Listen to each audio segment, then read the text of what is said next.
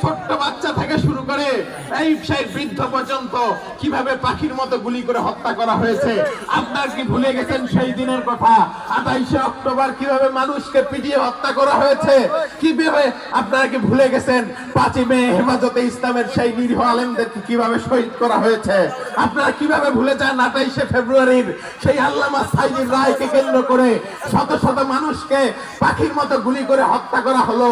সেই এত এত শাহাদাতের পরে আমরা চাই বাংলাদেশে আর পুরনো দিনের খেলা বন্ধ হোক। আমরা চাই পুরনো দিনের ট্যাগিং এর রাজনীতি বন্ধ হোক।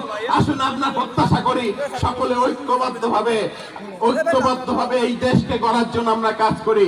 আমি প্রত্যাশা করি আমাদের হাফেজ আব্দুল মুন্তাকিব ভাই একজন সৎ ব্যক্তি, তাকে নির্বাচিত করলে এবং হ্যাঁ পক্ষে যদি আপনার অবস্থান জানিয়ে দেন, আপনার প্রজন্ম, আপনার ভবিষ্যৎ প্রজন্ম ইনশাআল্লাহ সিকিউর থাকবে।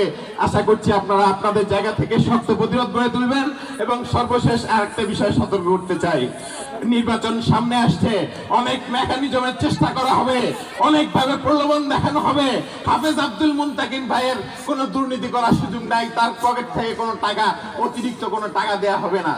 কিন্তু যারা আমাদের প্রতিদ্বন্দ্বী, অনেকে বিভিন্ন ভাবে আমরা শুনতে পাচ্ছি বিভিন্ন এলাকায় অনেক প্রভাবশালী লোকের পিছনে, ভোটারদের পিছনে না, অনেক প্রভাবশালী লোকের পিছনে কোটি কোটি টাকা খরচ করতেছেন। তারা চেষ্টা করছেন, তারা চিন্তা করছেন এই প্রভাবশালী লোকজনে হয়তো টাকা খেয়ে তাদেরকে ভোট দিয়ে। এটা কি সম্ভব? আপনারা কি হইতে দিবেন? আমি বলতে চাই 12 তারিখ ভোটের দিন সকাল সকাল ভোট দিয়ে আমরা তো সামনে কিছুদিন পরেই 1 মাস রোজা রাখবো। প্রয়োজনে সারাদিন রোজা রেখে, সারাদিন খেয়ে না খেয়ে আমরা আমাদের যে অধিকার প্রয়োগ করব, সেই অধিকার আমরা ছিনিয়ে নিয়ে আসবো।